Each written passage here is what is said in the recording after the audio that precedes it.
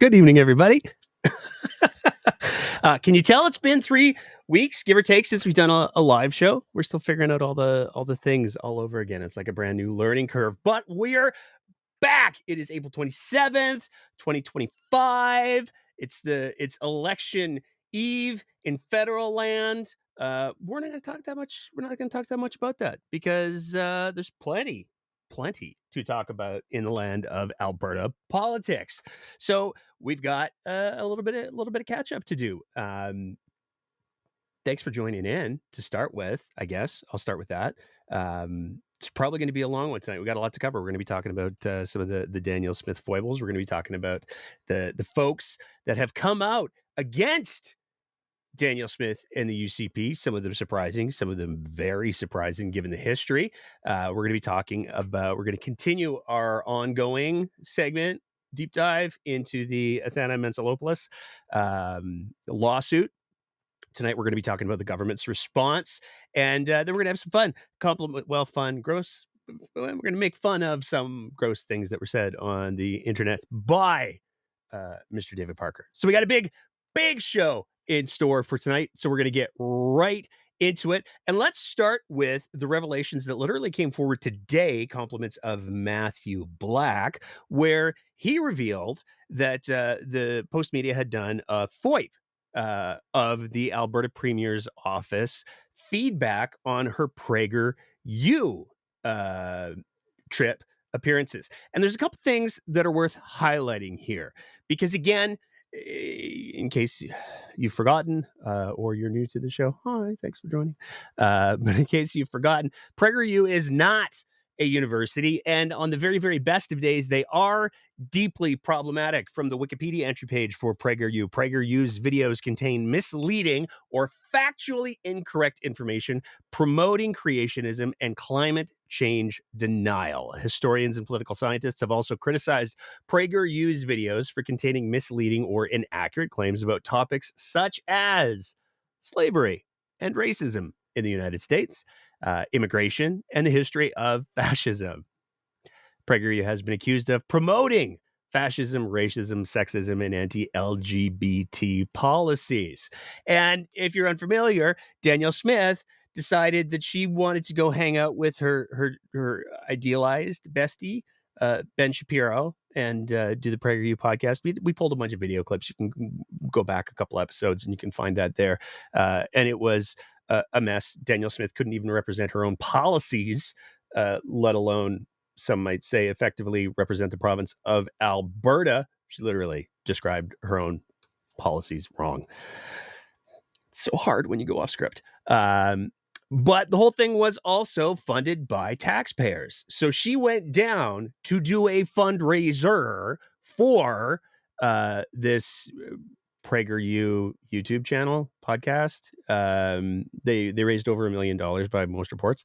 And Ben Shapiro was going to come and he was going to say Ben Shapiro things. It was a very short little fireside chat. It was like less than half an hour. I think it was like 25 minutes.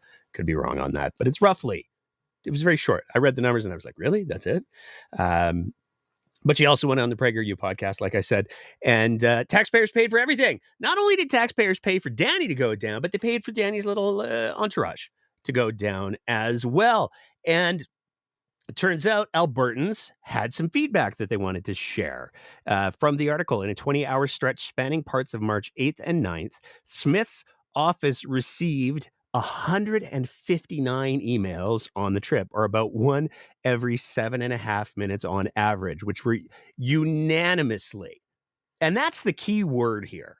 The key word is unanimously. 159 emails unanimously opposed to the appearance and mostly centered on the change dynamic between the US and Canada due to Trump's tariffs. It's not very often that you get 159 Albertans to agree on, anything really. But for this 20-hour stretch, 159 Albertans all agreed that this PragerU trip was not great use of taxpayers' money, especially given the new deficit. Moving on from there, we got a couple of updates that we got to talk about in regards to Grassy Mountain. So, spoiler alert, I spent myself and one of the team members from the breakdown spent the weekend down in the Crow's Nest Pass area, getting tours from locals, having some conversations with some folks. We shot a whole lot of video, and we learned some breathtakingly stupid things. Just truly whatever it is that you think that you know about Grassy Mountain that's made you go, oh, that's so dumb. Wait till you see what we have in store for you. So we're going to be doing a little segment that we're going to be putting together over the next couple of weeks for the Grassy Mountain piece. But there are other relevant updates. Now, to make some sense of these updates and provide a little bit of context, we're going to do a little bit of a rundown of the timeline of things so far. It's going to be very broad, but it's an important timeline to understand given the context of the story that we're going to update you on this week, which is not the breathtakingly stupid things. It's a little breathtakingly stupid, but trust me, what we're going to be sharing over the coming weeks is so breathtakingly stupid, it will take your breath away. But in order to understand what we're talking about tonight, we got to do a little bit of that timeline rundown. So in 1976, Alberta's initial coal policy was established. This is the coal policy where Alberta said, "Oh, you know what? The coal mining, it's not great. It turns out it's catastrophically bad for the environment in every instance that it's happened. So we're gonna make sure that if we do anything, it's not going to be in any environmentally sensitive areas." Fast forward to May of 2020. The UCP government under Jason Kennedy rescinded the 1976 coal policy, which led to, and this is where it gets to be important, increased coal leasing in previously restricted areas. So they lift the coal policy, and apparently they got a little bit of a heads up on it, that it might have been coming, maybe, allegedly, I don't know. But they lifted the coal policy, and there was a rush of coal companies, a lot of them not Canadian or Albertan, that stepped forward and said, we'd like to drill that, we would. And Albertans rightfully lost their minds, because when you take a look at the risks of coal mining in the Eastern Slopes and the fact that it literally affects all of the water for Southern Alberta and like Central Alberta for a good chunk too, and all of the industry that has anything to do with water, which is like all of it, and the historical track record of cleaning up coal mines is catastrophically bad. Albertans got very, very upset. So in February of 2021, the 1976 coal policy was reinstated due to public outcry. Now, this is really important because this speaks to the power of an entire province mobilizing and saying, oh, no, no, no, no, no. And it also speaks to perhaps why the UCP under Danielle Smith have adopted their flood the zone with shit strategy, because it makes it very, very hard for Albertans to keep up on all of the different fires that the UCP is lighting. But in the meantime and in between time, and in 2022, the moratorium on coal exploration in Eastern Slopes was implemented. So they said, we're not even going to do the exploration anymore. In 2023, 5 coal companies launched a $15 billion, that's with a B, dollar lawsuit against Alberta. They said that they were left with land that they couldn't use for what they bought it for, or land rights that they couldn't use for what they bought it for, after Alberta re-implemented its longstanding coal mining policy following that public backlash that I mentioned earlier. So 5 coal companies, they put all the money into their leases, and they said, you said we couldn't do the thing that we bought the land to do it for. Therefore, we're going to sue you for $15 billion. And this is where it gets complicated, because in the pursuit of that lawsuit, one of the things that the coal companies have said is that they would really very much like to speak to the then minister in charge of that stuff at the time, Sonia Savage. But Sonia Savage isn't in government anymore. They got an initial ruling saying, the government did, saying that neither had to testify, neither Sonia Savage or Jason Nixon would have to testify in regards to this court case. But the Court of Appeal, the Alberta Court of Appeal, the coal companies went there and they said, hey, Alberta Court of Appeal, we don't like this decision. Would you consider giving us another one?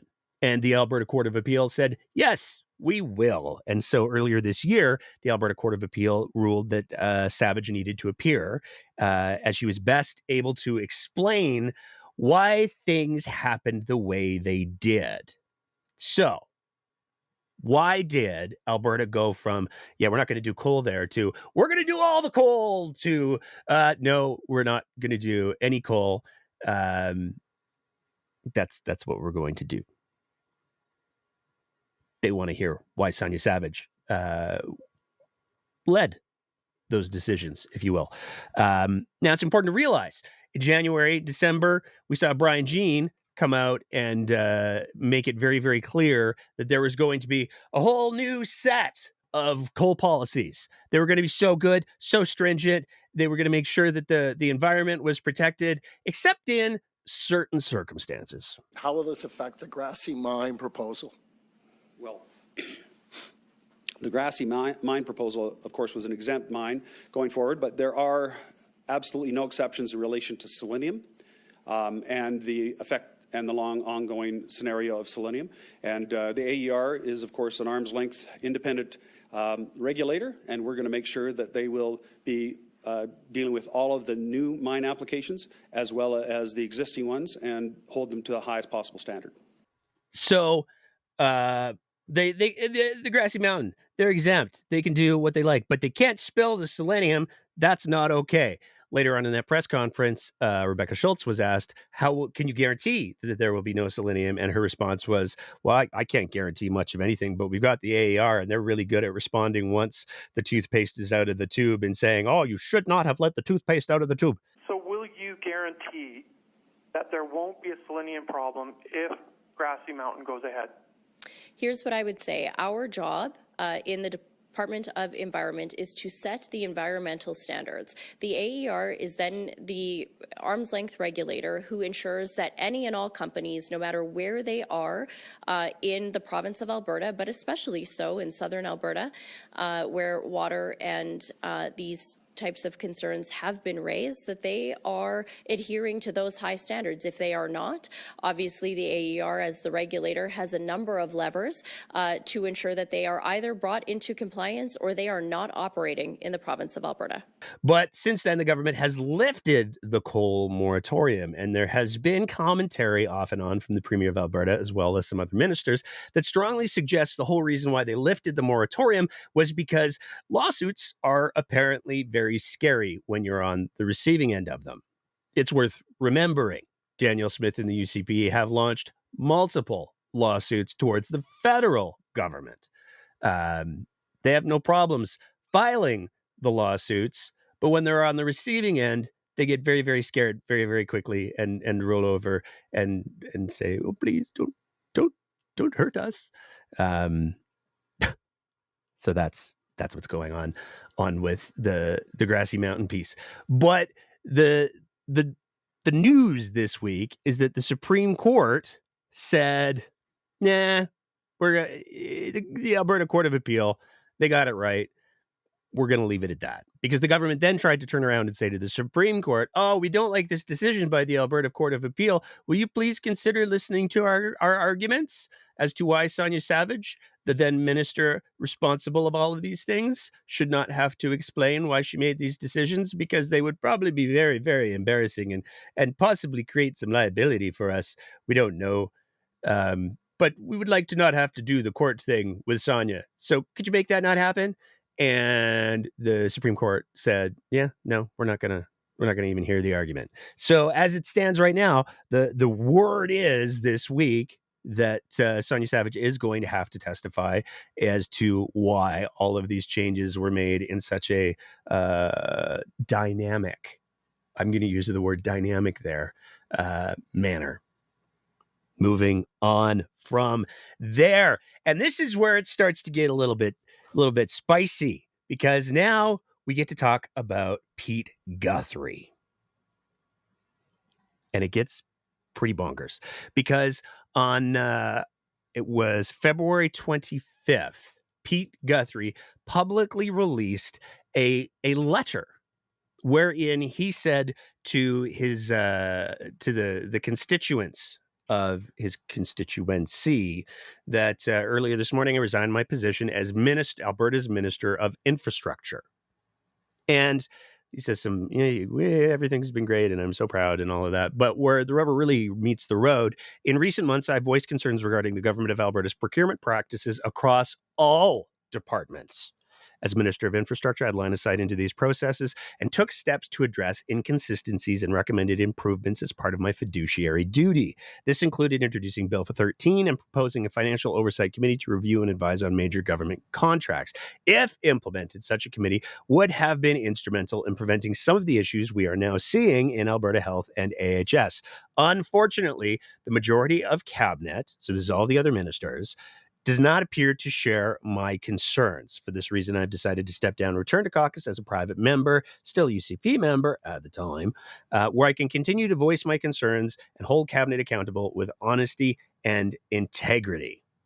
It is essential that the public has confidence in the government and its processes. We're elected to be open, transparent, fiscally responsible, and above all, honest with Albertans. So it's not nothing for somebody to step down from a ministerial role. There's a big pay cut. There's a big resource cut. There's some, you don't get to go to as many cool meetings and other things. Maybe you don't get invited to other things quite as often.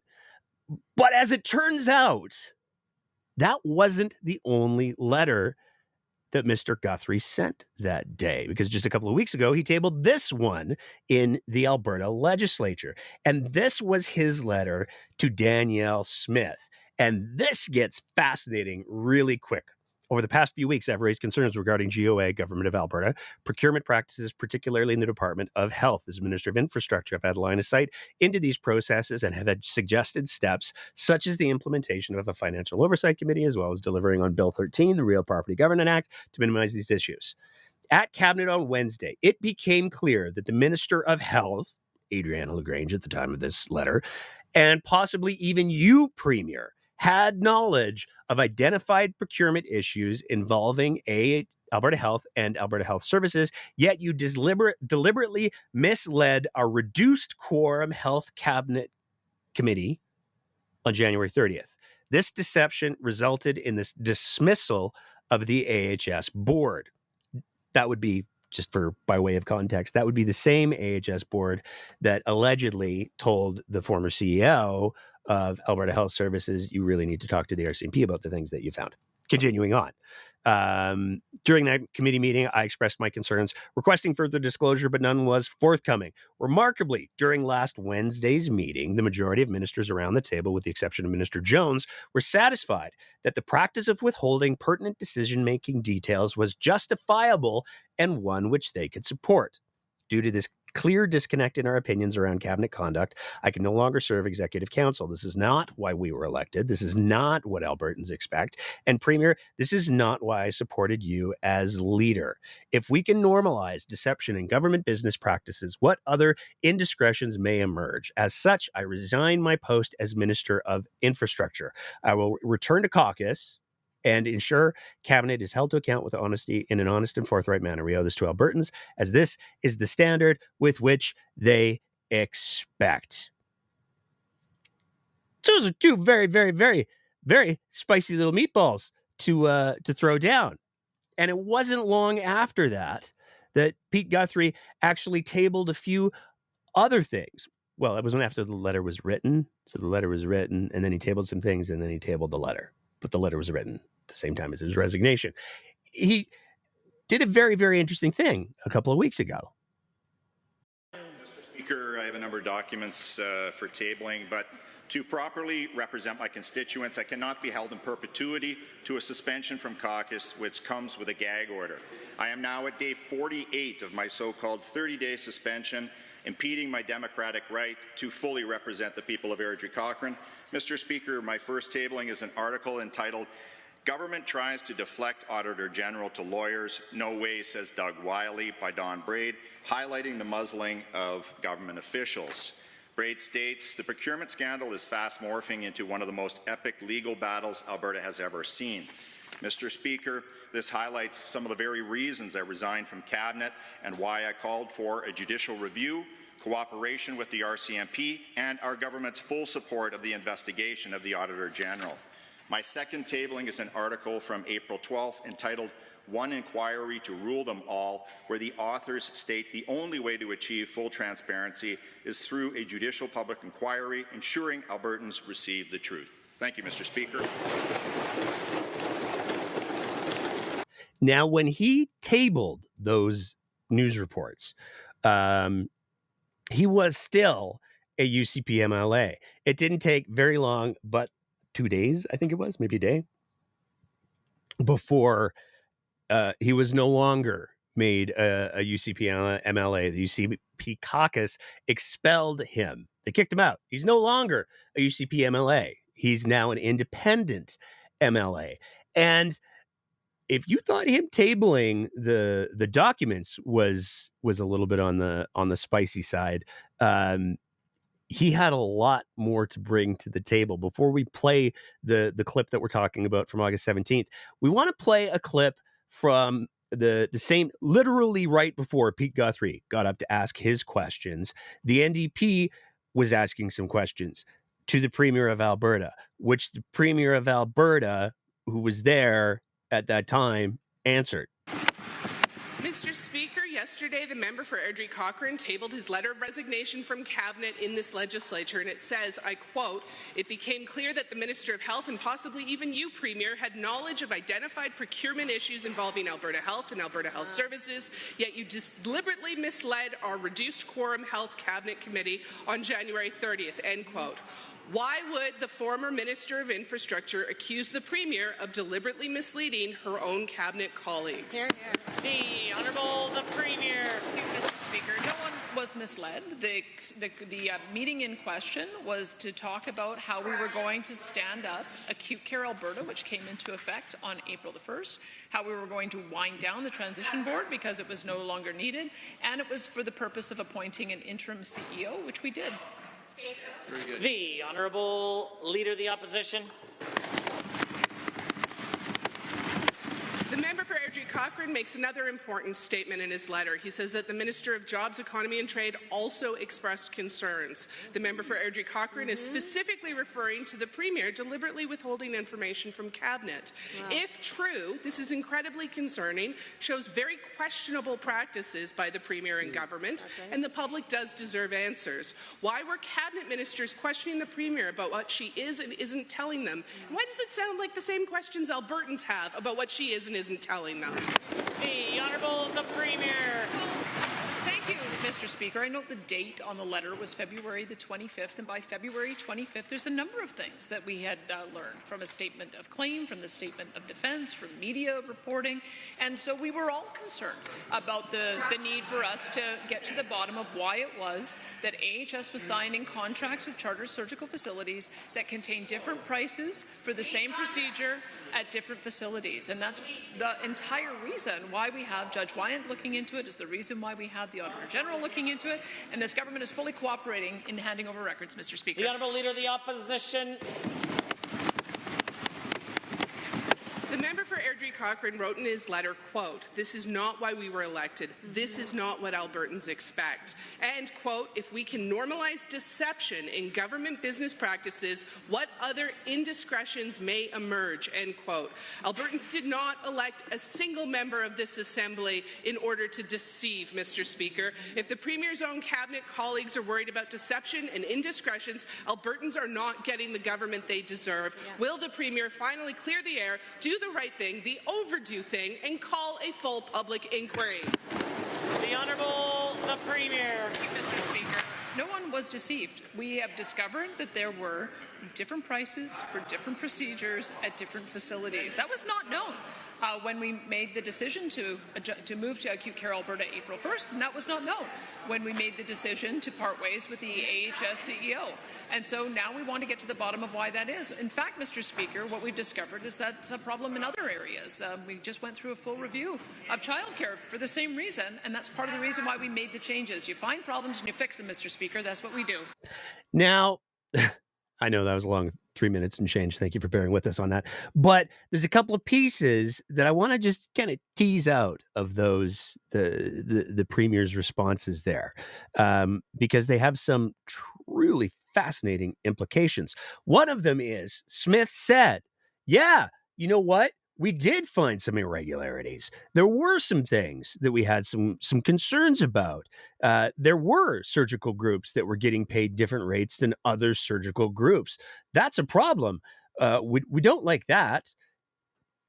Now, part of the subtext there is, as we've discussed on the show many times before, some of those rates were actually dictated by ministerial order. So to say we didn't know that we did the thing that made the thing happen is fascinating. But we'll get into some of that a little bit later. The other thing that's particularly interesting is Daniel Smith there in the legislature said that what they found was concerning enough that they have brought in a judge from out of province to take a look at the situation, figure out what's going on. There's some irregularities. We got a case. We need to solve it.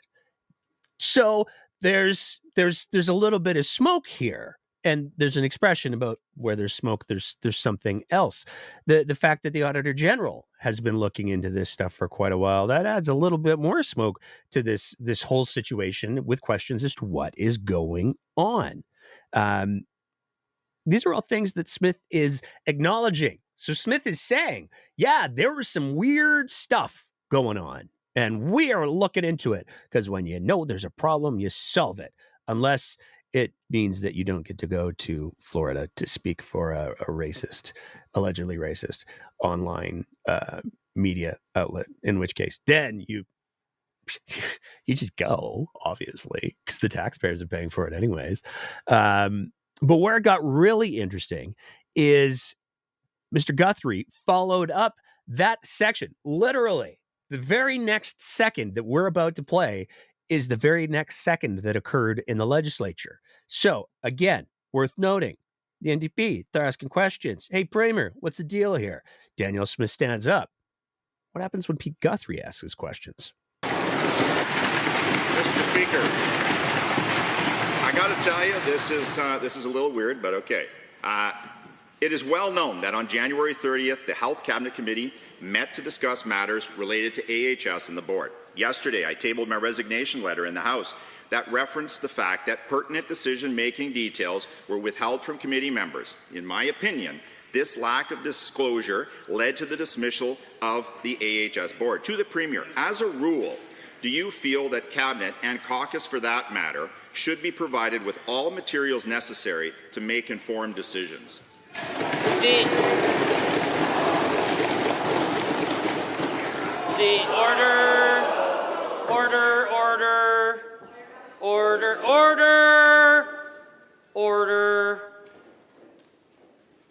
Order. The Honourable Minister of Justice is the only one with the call. Well, thank you very much, Mr. Speaker. Thank you to the Honourable Member for the question. The meeting was for the purposes of enabling the appointment of an interim CEO and an official administrator of AHS to support the transition of AHS into a hospital-based service provider and the standing up of Acute Care Alberta, Mr. Speaker. We've been clear about that. The Premier just spoke about that. That was the purpose of the meeting. That was the content that took place in the meeting, Mr. Speaker. There was no information withheld from the Cabinet Committee members relevant to this issue. The Honourable Member for Airdrie Cochrane.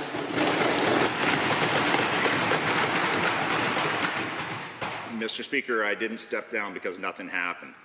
Given that during the reference meeting I expressed concerns about making quick decisions without all available information, and given my instinct under these conditions is to back off until more data comes to light, and given ministers have a responsibility to follow honest disclosure, And given my letter states, you deliberately misled a reduced quorum Health Cabinet Committee on January 30th. To the Premier, describe the government policy which upholds transparency and accountability in Cabinet decision-making processes.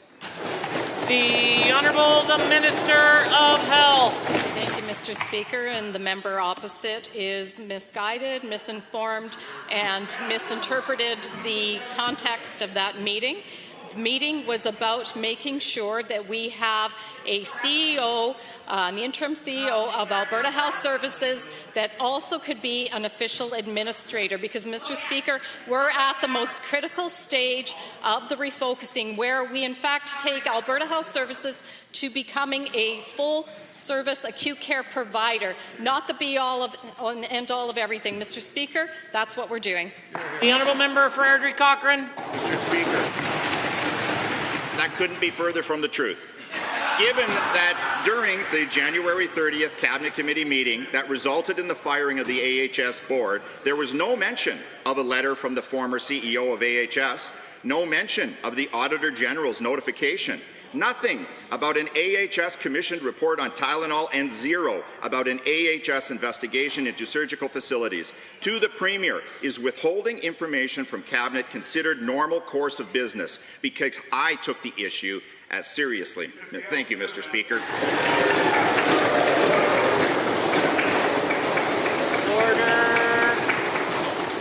Order.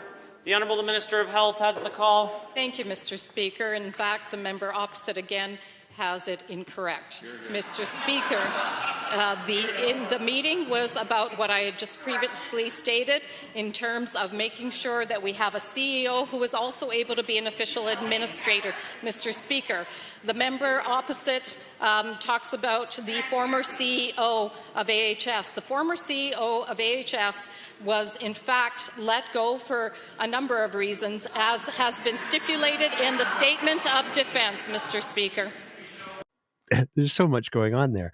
And I'm going to take, before we get too far into the weeds on, excuse me, on that clip, I do have to offer a correction to Mr. Guthrie, the Honourable. Oh, he's still the Honourable because the honorific was made for keepsies by Jason Kenney. So I do have to stipulate a correction to the Honourable Mr. Guthrie. He in there referenced the government decision to purchase Tylenol. Tylenol is a brand name.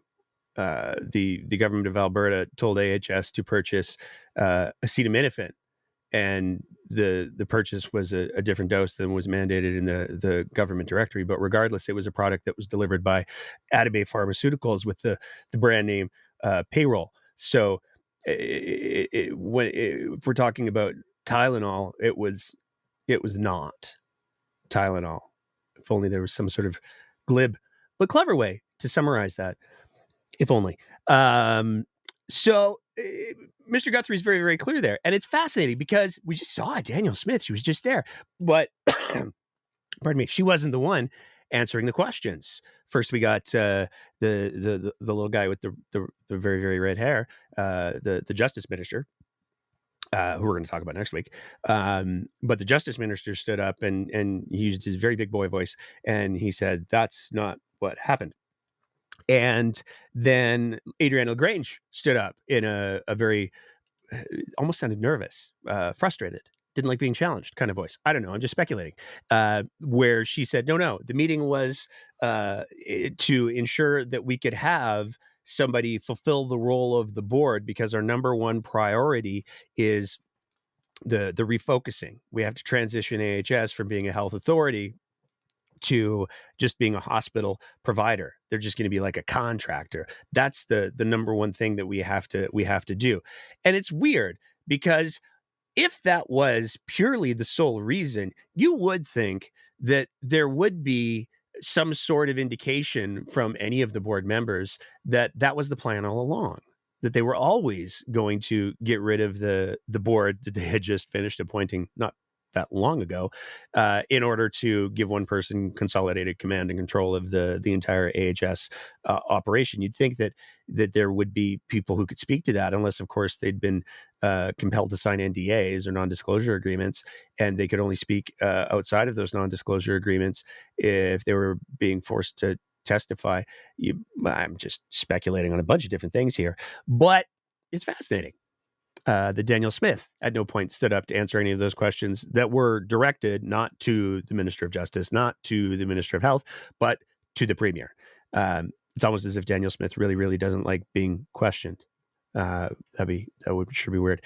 Anyways, on April 23rd, Pete Guthrie wrote another letter to his constituents, remembering that the first one came out, and that was him saying, "Hey, everybody, I've stepped down as minister. Wanted you to hear it from me first."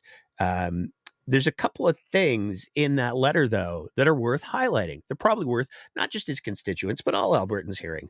Regrettably, under Premier Smith, the UCP has morphed into a party with a number of objectives that I opposed internally and can no longer in good conscience support. Competent, honest governance has taken a backseat to political maneuverings that jeopardize the best interest of Albertans. In my opinion, key conservative principles are openness, transparency, good governance, and fiscal responsibility. Yet these ideals have been abandoned by the Premier in her handling of serious allegations facing, and he calls it the Department of Health. It should be the Health Ministry, but we're Americanizing everything in this province these days.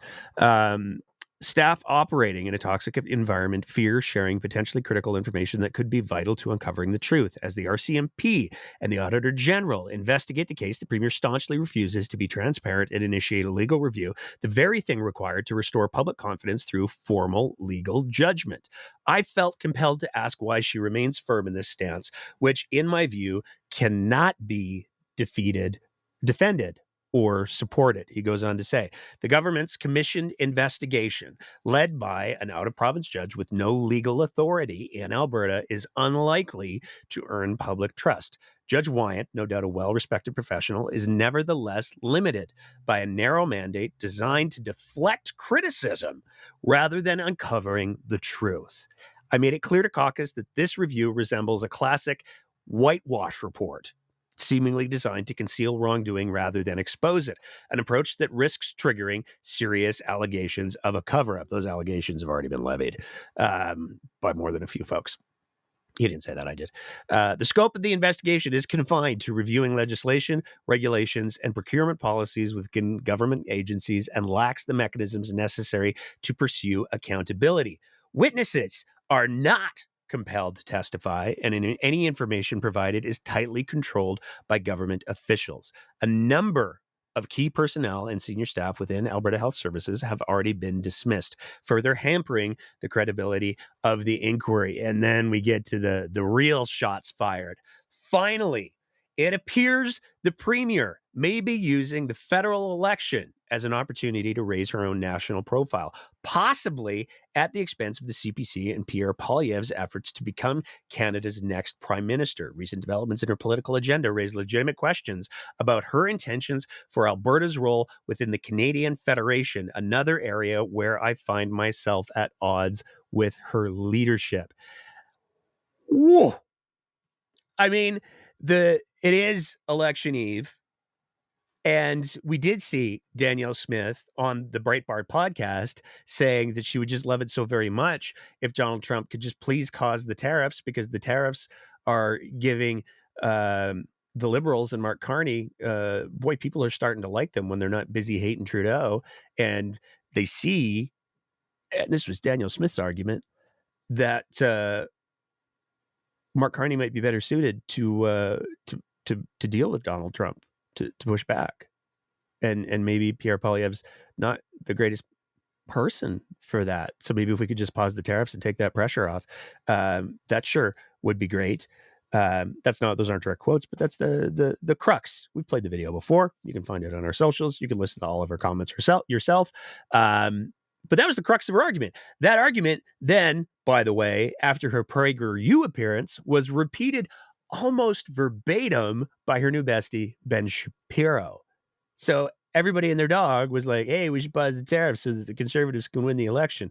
But the Conservatives, any political party, for the record, speaking for myself now, any political party should be able to carry an election independent of what sort of foreign shenanigans are being levied.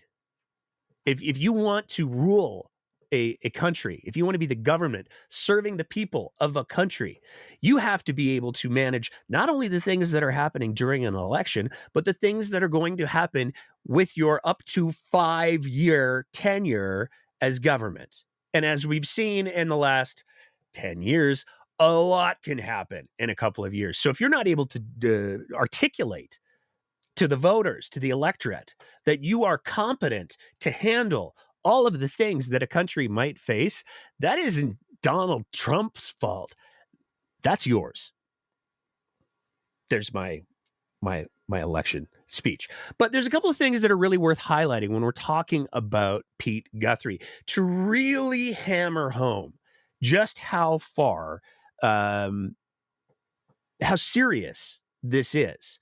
I mean, Pete Guthrie has some views. He has some thoughts on some things and some stuff. No question about that. But he's also one of the first people that endorsed Smith. He, by some accounts, sold a massive number of memberships that helped her secure the UCP leadership. He even produced this video in the run-up to the UCP leadership race where he made it clear what he was taking away from Danielle Smith. Hi, MLA Pete Guthrie here. As you know, we have a leadership contest underway at the UCP. As with any election, the candidate you choose is a personal decision, one that requires evaluation of the competitors' pros and cons. Right now, there are 10 contestants who have put their name forward, and each has their positive attributes and strengths, deserving consideration. It is not easy to put yourself out there, so I can certainly respect each of these individuals for their commitment. Now, over the course of the last year, I have been vocal with my opinions on various matters, and I am truly happy to see a new direction, led with enthusiasm from our members and constituents.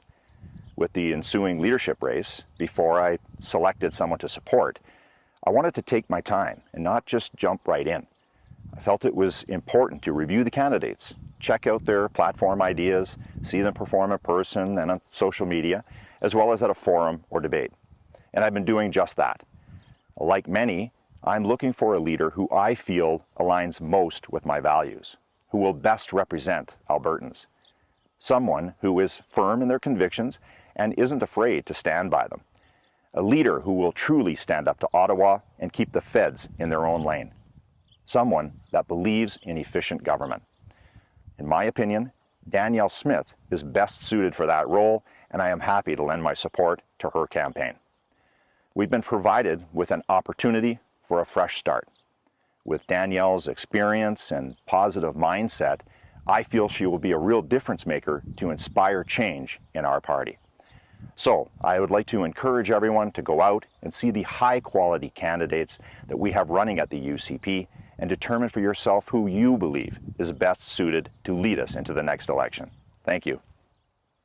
That's the guy that Danielle Smith wouldn't answer questions.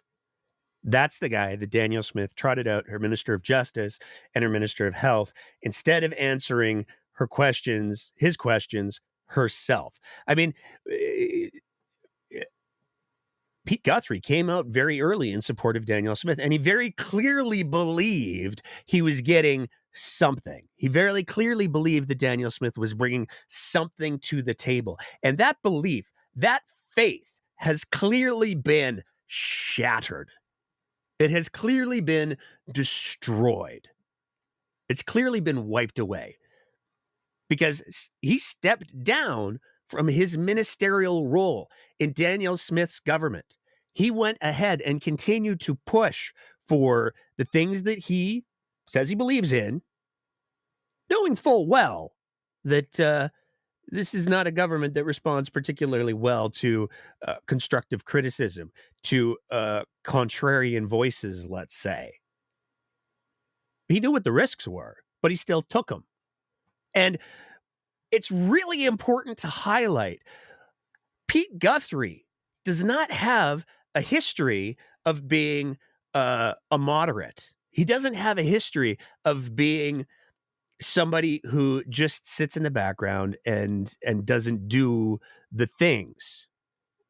He gets his hands dirty for better or for worse. He was one of the first MLAs, one of the first people to throw their support behind the early iteration of Take Back Alberta. This is a picture of him signing the Take Back Alberta RV. Pete Guthrie is a fairly hard right conservative. He spoke out against the vaccine, the health restrictions and the mandates that were put forward during the COVID pandemic. So this is not somebody who is all of a sudden changing sides. And there's been a little bit of narrative. There's been a little bit of discussion that all of a sudden Pete Guthrie's now going to like cross paths to the NDP or something. And I would be willing to bet all the money in my pockets that's not going to happen, because that's simply not who he is. That's not where his political bread gets buttered. But he's a member of Danielle Smith's former base. And as we're going to see a little bit later on in the show, she's hemorrhaging support from that base. And the danger of that is those are the active ones. Those are the ones who show up and they do all of the things. And that's why they get stuff done, because things getting done doesn't not happen because people just, I think we should do it, or that sounds like a good idea. They do it because people step up and they do the hard work of doing the things. Agree or disagree with them.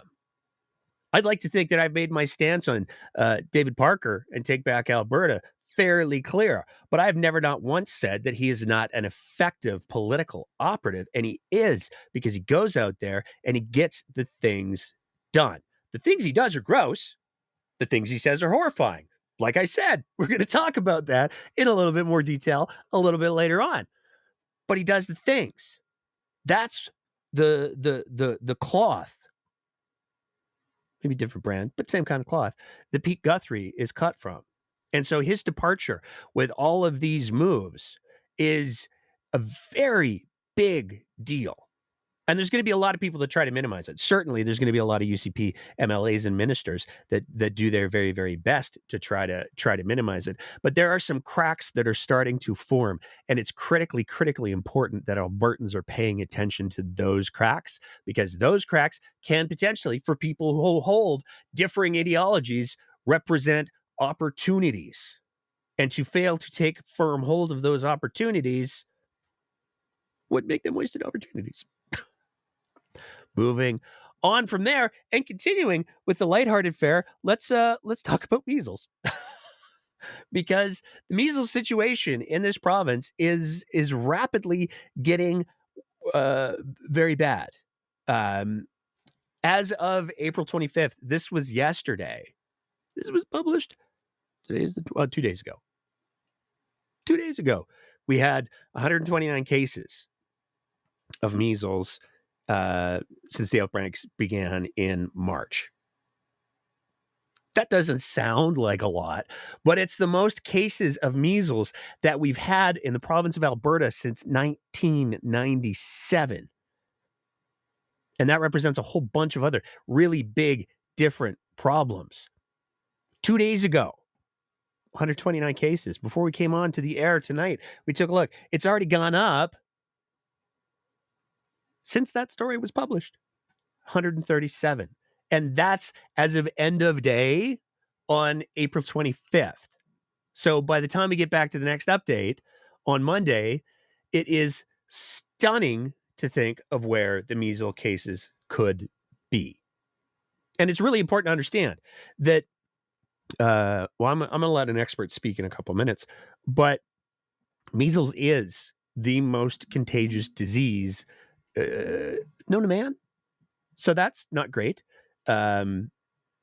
I will say here and many times throughout the show, check your vaccination status. If you have only one dose, you should probably talk to your doctor. And if your kids don't have doses, you should probably talk to a competent doctor because there can be some really horrifying consequences. And this gets us to the Chief Medical Officer of Health, because this has been a bit of a slow boiling story. There's been a lot of frustration that has been expressed by Albertans in regards to, hey, there's all this stuff going on. Healthcare is being dismantled, and there's all these things that are happening. Where's the CMOH? Why aren't we hearing from them? Why aren't we getting updates about the measles things? Why aren't we seeing proactive messaging, educational, science-based messaging for people? Why aren't we seeing these things happen? Well, there's a couple things that happened. On March 15th, it became known that Dr. Mark Joffrey, who is the interim Chief Medical Officer of Health for Alberta since November 15th, I think, 14th, 15th, we'll get to it in a sec, of 2022, had left the building. He's done. He was out. And this is where it gets so frustrating, because even the nature of Dr. Joffrey's departure, we don't have a clear picture on. Even this basic messaging as to why the Chief Medical Officer of Health left their role, the facts around why did the person leave the job, have proven to be too complex for this government to properly explain, which is absolutely bonkers. Let's hear from the Premier first. The health minister was hoping that Dr. Mark Joffrey would accept an extension of his contract right up until it expired. It expired on April the 14th, and he chose to go on to other opportunities. He's done a great job for us through a number of different crises, whether it was E. coli or giving us advice on the most recent measles outbreak. We're in the process of interviewing candidates. We hope to be able to have an interim announcement for a Chief Medical Officer of Health very soon.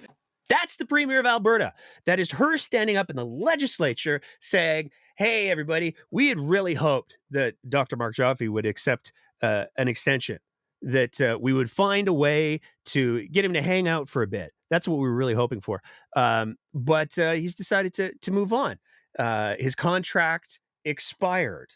And so what are you going to do? He's got other things that he wants to spend his time on. Okay. Let's start to sort through the bullshit, because from the CBC story, the Alberta government confirmed on Tuesday afternoon that Joffrey's contract ended on April 14th after being extended for an additional 2 weeks. So he did take an extension for 2 weeks, and that the search for a permanent replacement had begun. Since November of 2022, Dr. Mark Joffrey has served Albertans as the interim Chief Medical Officer of Health with dedication and professionalism, providing public health expertise during a time of significant challenges and transitions, a statement from the Health Minister's office said. So, he did take an extension, and his contract would have originally ended on, if it took it for 2 weeks, it would have ended at the end of March. But he took an extension for 2 weeks. But Daniel Smith said he didn't take an extension and that his contract expired. It's all very, very confusing. Hey, wonder what would happen if we went to the original announcement. Maybe we'd get some clarity there. It was an appointment from the original announcement of Dr. Joffrey's appointment. Dr. Joffrey's interim appointment takes effect November 14th and will continue until the Minister of Health rescinds the appointment. He will continue in his current contract with AHS with no additional compensation for the Chief Medical Officer of Health role. And you see where the confusion starts to creep in, because in the initial announcement from November of 2022, they said that it was effective on the 14th and that it was an appointment and that it would continue until the Minister of Health decided that we would rescind the appointment. There's no mention of a contract. In fact, they expressly go out of their way to say that, hey, there's not going to be an extra pay. He's just going to keep his contract with AHS and he's going to do this work instead. So what? There was a contract, but there wasn't a contract, and there was an agreed term, but there was no agreed term. It's very difficult to keep track of what's happening here. But there are maybe some clues, because on March 14th, Dr. Jaffe released a statement. Now, April 14th. March 14th? March 14th. March 14th, Dr. Jaffe released a statement where he said, measles cases are increasing globally, with numerous countries and travel destinations reporting outbreaks. Cases have been identified in several Canadian provinces, including an outbreak recently identified in northern Alberta. He then goes on to speak about how measles is an extremely contagious disease and spreads easily through the air. People born or since 1970 who have had fewer than 2 doses of measles vaccine are susceptible to infection. So Dr. Jaffe is making it very, very clear there that, hey, there's this measles thing, and it's not great, and that's not great, and we should probably address that. That would be really, really good. And so that's okay. Sorry, that statement was April 11th. I knew I was getting something wrong there. So that statement that he released, where he sung the praises of vaccination and said that measles should be taken very, very seriously, was released on April 11th. And 3 days later, his contract that had been extended expired. And there's a lot of questions. We're going to get into some of them. But again, this goes back to when we're talking about a public health emergency, public health crisis, which measles definitely has the potential, if not already is, to fall into that category. One would think clarity of messaging. If we learn nothing from the pandemic, if we learn nothing from COVID, you have to be clear with people. You have to be honest with people. And for God's sakes, you have to be as accurate as possible with people as you can. One would think that the circumstances surrounding the departure of the chief medical officer of health during the largest measles outbreak in this century in the province of Alberta would be something that we could maybe execute on. But apparently, that's just a bridge too far, because we have the premier saying, we wanted to take an extension. He wouldn't take an extension. We have the health ministry saying, he took an extension, but then his contract expired because it expired at the beginning of this month, which is, again, baffling, because it's an appointment that had no determined end date. And even if it was a contract, what contract would start in the middle of a month and then end at the end of another? It's all just, none of it makes any sense. But there's maybe some other pieces we got to talk about. The first one is we have a new chief medical officer of health. So there was a new chief medical officer of health who is named Dr. Sunil Sukram. He's an emergency room physician. There's been some questions as to the depth and breadth of his experience in public health, but hopefully it's there and he picks up the ball and runs it. One positive thing, or perhaps if you're Daniel Smith and Daniel Smith's base, one negative thing, is Dr. Sukram back in 2021 was advocating for vaccine passports. 2021, October 2nd. We need a real vaccine passport in Alberta, one that can't be forged, one that is mandated everywhere. No healthcare workers should be unimmunized. No more excuses. Okay, well, that's dissonant with Daniel Smith's ethos. But what's happened since then? Well, one of the big things that's happened is Dr. Jaffe released an opinion piece. And I'm going to speculate here. I'm just going to throw it out to the ether. I have no factual basis for what I'm about to say. But it strikes me as somewhat strange that you have a chief medical officer of health who, during a measles outbreak, you see minimal statements from, given that he works for the government and any statements need to be approved by government.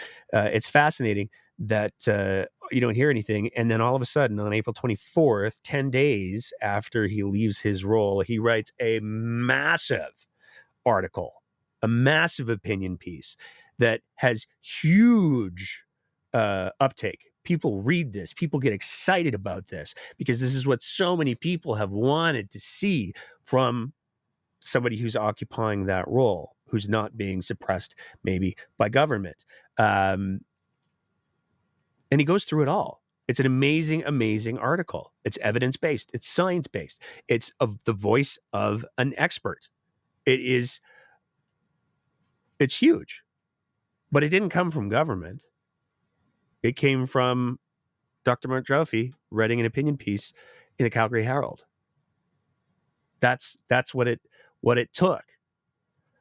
But where it gets really clear, where it becomes abundantly the subtext and the room for some dangerous, quite frankly, speculation plays in, is where Dr. Mark Joffe on April 25th, so just this Friday, he did a presentation on measles in Alberta at the University of Edmonton for their grand rounds. Now, that's where I'm going to oversimplify this. I'm probably going to get some messages, but basically what grand rounds are is where you have an expert, somebody who knows the things, come forward and speak about one of the things. And they say, here's what you need to know, my fellow physicians, about these things. They're a big deal in the medical world. They don't usually get much attention outside of it. But the presentation that Dr. Joffe did is one that probably every Albertan should be paying attention to. Pulling a couple of pieces out of the PowerPoint deck. For the record, this is a publicly available YouTube. It was posted as a publicly available YouTube, so we're not speaking out of turn. We're not taking anything that's not publicly available. This is one of the slides, and it really highlights the severity of the problem. We had a little bit of a bump of measles in 2013 and 2014, but as of the date of this chart, which was April 23rd, and by the time that Dr. Joffe did the presentation, we'd actually exceeded the 123 and become the worst measles outbreak in this century in Alberta. But where it becomes really clear where the problem is when we start to talk about MMR doses or the very, very safe vaccine for measles, mumps, and rubella, 2 doses by age 2, the uptake of that vaccine. And the numbers on the screen, if you think the numbers on the screen here are bad, wait till I get to the next slide. 57.5%, 72.1%, 57.7%, 59.6%. For the province of Alberta, the overall vaccination rate is 69%. That is nowhere near what is required for what people refer to as herd immunity. And it's also important to realize that that is spread out over the entire province. You look at Calgary and Edmonton zones, 72.1%, 75% for Calgary, 72.1% for Edmonton. Those are not great numbers still, but the coverage that somebody's going to get in Calgary or Edmonton, the protection is way different than somebody who's going to be getting it in North Zone, where it's only 57.5%. But if that isn't horrifying enough, when they start to look at select counties, there is a county in Alberta where only 10% of kids by age 2 have 2 doses of MMR. There's another county that has 24%, and there's another county that has 25%. These are horrifying numbers. And these are numbers that exist because of misinformation and disinformation and outright lies. And you see that in a couple of the questions that Dr. Joffe took in the Q&A section of the Grand Rounds. The first question that he was asked is, what would you tell the government if they wanted to hear from you right now? So if the government of Alberta actually wanted your opinion, what would you tell them to do today? Well, I would tell them exactly what I've just said, and let me say, I have to be a little careful what I say about this, but we did have these conversations. We had these conversations a year ago, as we had some one-off cases of measles. We knew what our immunization rates were, and we talked about the need to get some information out there. I mean, I think the first step is we need to be sure that Albertans actually understand what measles is and what we can do to prevent it. And it's not just measles, it's other vaccine-preventable diseases. But, MMR, has, unfortunately, because of Wakefield, has a special challenge with it. And so we need to get out, we need to explain, what is this disease? What are we trying to prevent? What is this vaccine? And we also need to do it in a way that people will understand, because we have large portions of our population who are not reading the government website. They're not following the social media tweets that our government is putting out. And we need to meet them and explain in their language and in a way that they can understand. And we need to work with faith leaders and community leaders, cultural leaders who have big influence. These are the influencers. These are the original influencers. They have big influence on their population, on the communities that they work with. And, you know, I'm not aware of any culture or religion that actually promotes disease and death in children. So I think we need to be working with people so that they understand what we can do to help prevent this. Ultimately, we're not forcing people to be immunized, right? But they at least need the information. And in fact, I am aware of instances of individuals being hospitalized with measles where the family is completely unaware that this was preventable, completely unaware, have never heard the word vaccine, maybe not in English at least, or in their language. They've never heard the word vaccine, have no idea that this is actually preventable. And so we're failing these people. That's heartbreaking. That's absolutely heartbreaking. And it's heartbreaking for a couple of different reasons. The very first thing that Dr. Joffe said there was that he had to be careful about what he said. Now, there's probably a lot of different reasons why he has to be careful about what he says. I mean, I imagine that he doesn't want to get things wrong. But a reasonable person could probably speculate that part of the reason why he has to be careful about what he said is because maybe, I don't know, maybe there's an NDA somewhere. Maybe there's a non-disclosure agreement somewhere. Maybe he's limited about how much he can talk about what happened while he was in his role. Maybe there are still legal shackles that are applied to the former chief medical officer of health. I don't know, but a reasonable person could speculate. He references Andrew Wakefield, who's a liar. He fabricated a report that he was paid to produce. And that is where all of the bullshit beliefs came from, that vaccines cause autism.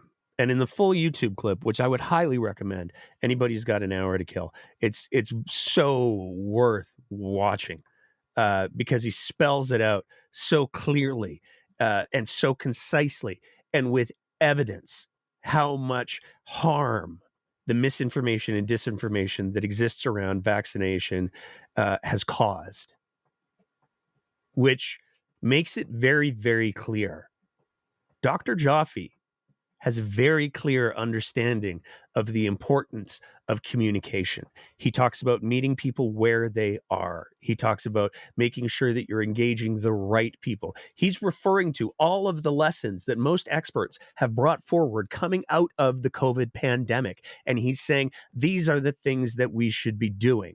So a reasonable person could probably, in the absence of all other evidence, speculate that maybe the reason why he has to be careful is because there's an NDA. Maybe there's maybe the reason why that communication that is so desperately needed to address this measles outbreak, the measles outbreaks that are occurring across the province and address the vaccination rates are because the government doesn't want that to happen. A reasonable person could very easily speculate that. A reasonable person could also very easily speculate that maybe part of the reasons why the circumstances under Dr. Joffe's departure are so conflicting is not because of Dr. Joffe, but rather because this government can't find the truth to save theirs or anybody else's lives. But there is a second part to that answer. So we need, for sure, advocacy, publicity. We need to make sure that there's access to vaccine, however that is, whether it's local public health clinics. Of course, they're being overwhelmed. Do we need to set up mass immunization clinics? I will say each of the 5 AHS zones, starting a year ago, did a lot of preparation to plan for measles. So they worked, you know, if you're in the central zone, for example, where exactly would you put a mass vaccine clinic? So, I mean, there are some logistical challenges. ultimately, we need to ensure access. I can tell you immunization rates in the far north where we had an outbreak were poor, but that's because those communities were evacuated 3 times for wildfires in the last couple of years, and their vaccine schedules were completely disrupted. So we need to ensure access however we do that. And it's the compassion. And this is where the real shame is, because Dr. Jaffe does not take the position of, these fucking idiots, they're just not getting vaccinated. He doesn't do that at all. He recognizes that there are very human, very real reasons why people maybe haven't been able to keep up on the vaccination schedule. He makes it also very clear that there were plans there that were identified a year ago to say, how do we deal with this? And you can't help but wonder why it was those plans weren't executed on. Or do you? But there's another clip that I want to play because I think it, again, sums up the problems, one of the many problems that the COVID pandemic left with people. And how one of those problems is we have a class of politicians that are complete cowards and aren't capable of providing any kind of leadership because they're too engrossed in populism. They're too worried about what their personal stakes are as opposed to what the greater good is, that they can't even see their own rank hypocrisy. And I'm saying it in a much more direct way than what you're about to hear. Let's talk about something controversial. What about mandatory vaccine for school entry in Alberta? Well, in most U.S. states, almost every U.S. states, so the question was about mandatory immunization prior to school entry. So what we do currently is there is actually a vaccine review at school entry. So kids are picked up who have not been immunized, and for all kinds of reasons. Some the parents did not want immunization. In others, they just never got around to it, and so we actually can update immunization. Most U.S. states, in fact, it came about, I think, because of the Disneyland outbreak some years ago. Most U.S. states implemented a mandatory requirement for immunization prior to school entry. Challenge with that is there are ways to get around it and increasing ways to get around it. But fundamentally, I would totally support that. Now, that's not going to fly politically. We are not going to make anything mandatory, although it does make me wonder about the what's the Compassionate Act, Monty? So we can force people to take treatment for their addictions, but we are absolutely not going to talk about mandatory immunizations. And there it is. There's the ball game. It's about control. It's all about control. With this government, with Danielle Smith, we've seen multiple politicians step forward and talk about the consolidation of power. We've seen political scientists talk about how everything that Danielle Smith and the UCP have done since coming to power, under Danielle Smith in particularly, Kenny did it too, but he was a little bit less aggressive about it, has all been about the consolidation of power. And the consolidation of power happens to increase control. Danielle Smith does not want to piss off her base by doing something that is in the best interest of children. That's not opinion. That's established scientific fact. And again, it wouldn't be forcing people to get vaccinated. If somebody chose to do their homeschooling or whatever the case may be, there's ways. Dr. Jaffe talked about it. There's ways people get around it. And if somebody desperately does not want to acknowledge the science, not want to acknowledge reality, there's ways for them to do that. But for the rest of people, that is an incredibly effective way to meet them where they are. And it is unbelievably hypocritical and incredibly revealing that Danielle Smith and the UCP will put forth legislation that mandates that people can be taken against their will. People who are almost all universally dealing with pre-existing trauma can be taken against their will, further traumatizing them and being forced into a treatment modality that all of the evidence says is not effective, puts people at greater risk of death. But that's okay, because that way we have them under control. But we can't do that when it comes to public health. And it all comes down to how we view the people. We don't look as addicts as possessing the same basic humanity that a kid does. They don't have the same, they don't deserve the same rights. They've made bad choices. There's all kinds of bullshit excuses that we can spin for ourselves in order to take away a person's charter rights, in order to traumatize that person. Mandatory vaccinations for school would not take away anybody's charter rights, because there are other options that are available. But it would make sure that the conversations were at least happening. It would make sure that instead of it being framed as, oh, it's the big bad thing, it's the evidence-based thing. And that's what it comes down to. This government does not believe in evidence. They don't believe in those things. They believe in the things that make them feel like they're in control. The facts be damned. And Dr. Joffe was very, very clear. Politically, it's not going to happen. That is a matter of will. That's all. Speaking for myself and not any employer, I've said it before and I'll say it in the past. I've said it in the past. I'll say it again. I'm going to say it right now. Danielle Smith has already demonstrated that political will can affect major change. She was able to do it with EMS hallway waits. For a brief period of time, those were put to an end because Danielle Smith said, you know what? That's not going to be a thing that happens anymore. Danielle Smith has demonstrated that she can use political will in order to create the Compassionate Care Act, which is forcing people to accept treatment that is almost unquestionably going to cause them further harm. She's demonstrated that political will can tear apart an integrated healthcare system that was rated the 5th best in the world.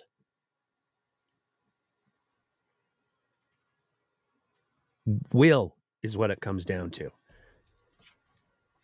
And in order for Danielle Smith and her policies to be stopped and to be addressed, it is going to require acts of will. It is going to require more than complacency and more than the bare minimum.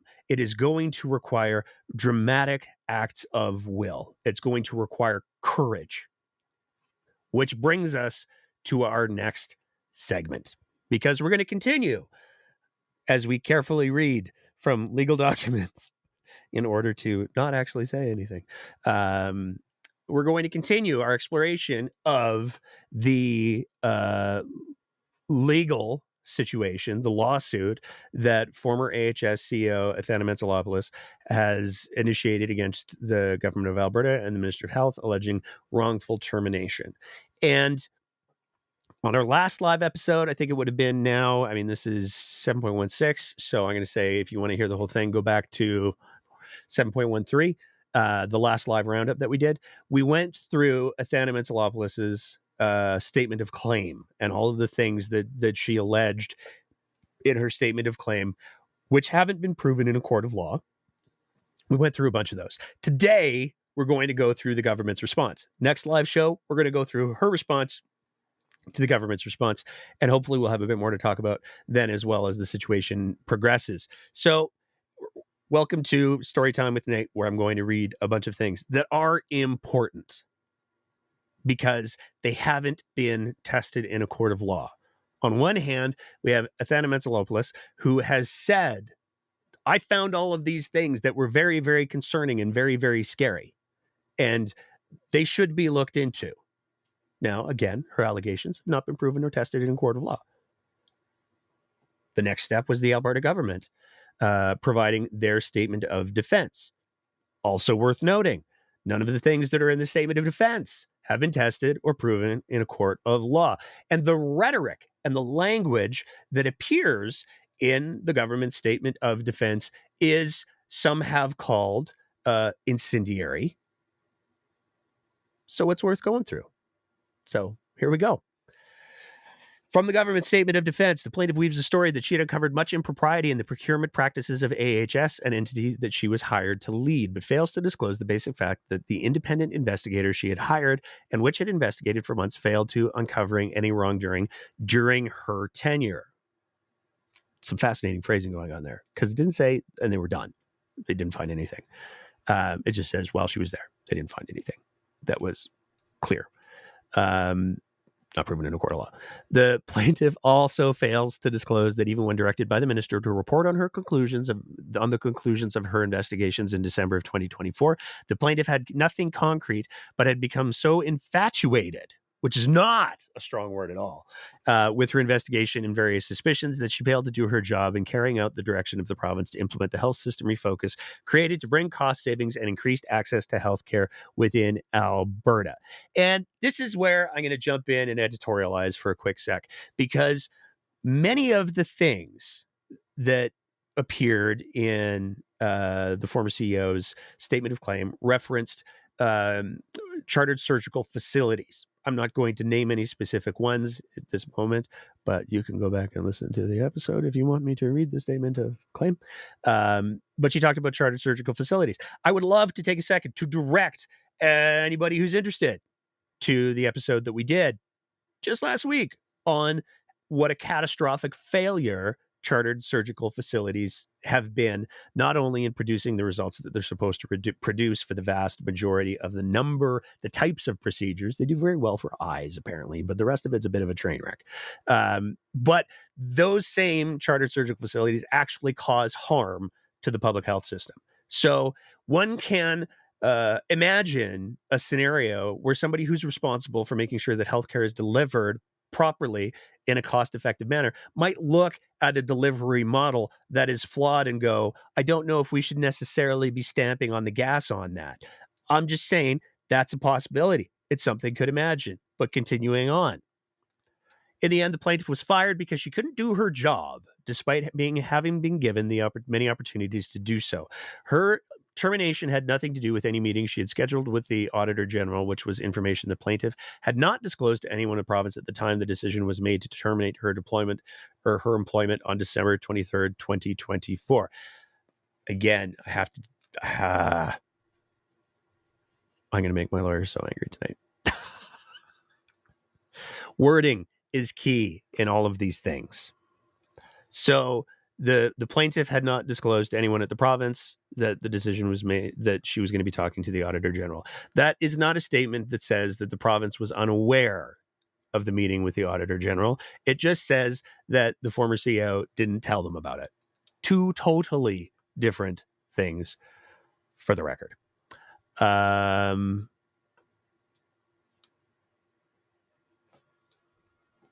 The plaintiff, jumped all over the place there. The plaintiff received express direction about the importance of the health system refocus and the mandate of the government to move promptly to implement the changes required to enhance the delivery of health services in Alberta. The province provided extensive support and guidance to AHS in general and the plaintiff in particular to try to complete the health system refocus on time and on budget.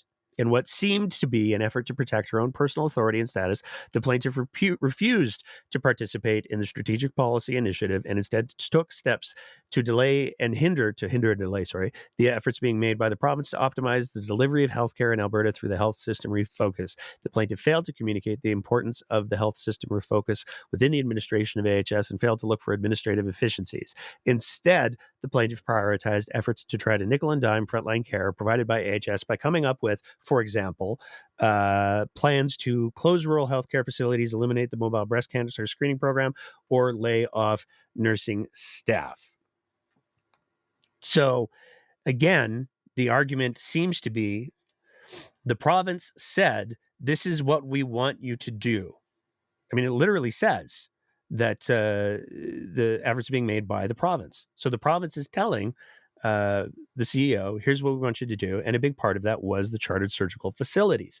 And the plaintiff, the former CEO, wasn't delivering on that. Moving on. The plaintiff's allegations against the province have no legal bearing on the elements of the plaintiff's employment claim against Alberta Health Services. They are an improper effort on the part of the plaintiff to try to embarrass various individual public servants in the province by raising incendiary and inaccurate allegations of political intrigue and impropriety. The plaintiff has done this for personal gain.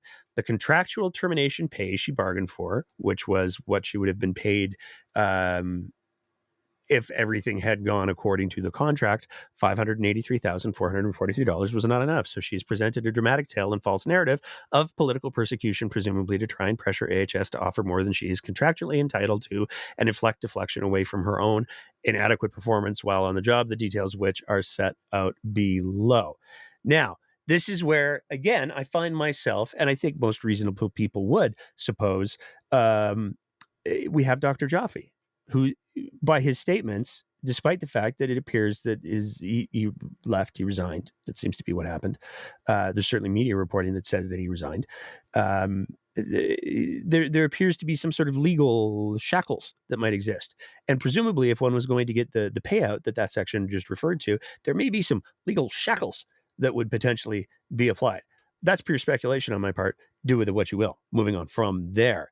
The plaintiff suggests that there are various ministerial orders or directions that were issued to interfere with her investigation. This is simply false. A variety of orders and directions were made during the plaintiff's time as president and CEO of AHS, but these related to the implementation of the health system refocus. The plaintiff was infatuated with her investigation, which failed to uncover any evidence of wrongdoing, and was dragging her heels in implementing the various changes required, presumably because she was opposed to this health system refocus, which would reduce the size of her organization and her own personal prestige.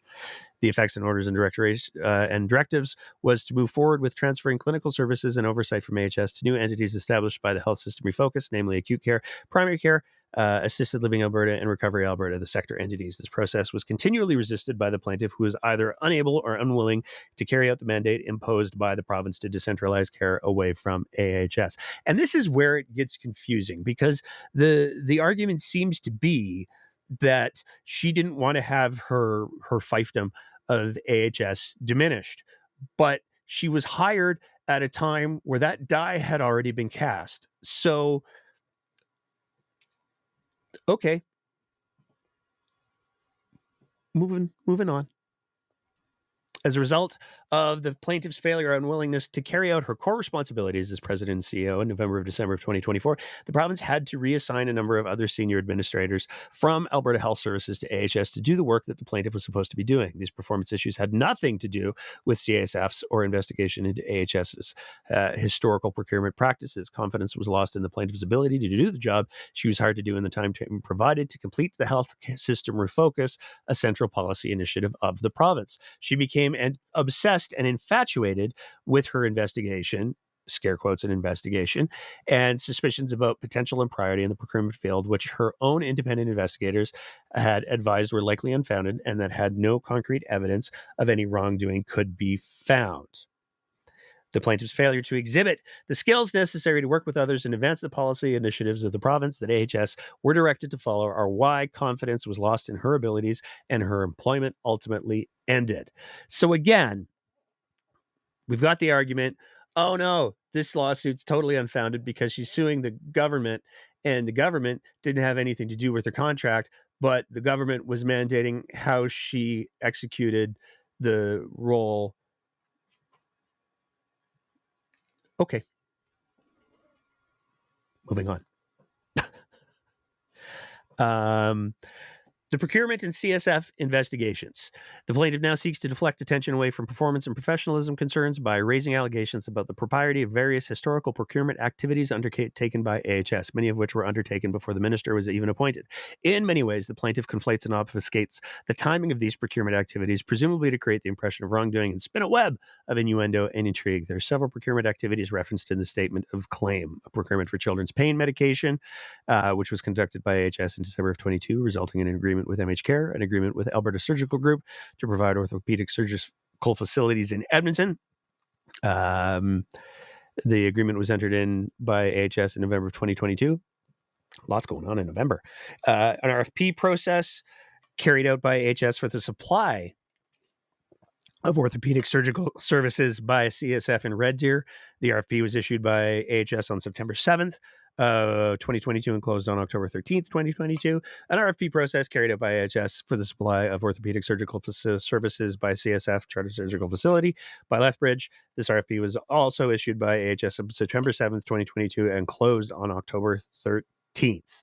And then we get into the medication. The medication procurement arose in late 2022 during a nationwide supply shortage of infant and children and pain and fever medication, ibuprofen and acetaminophen.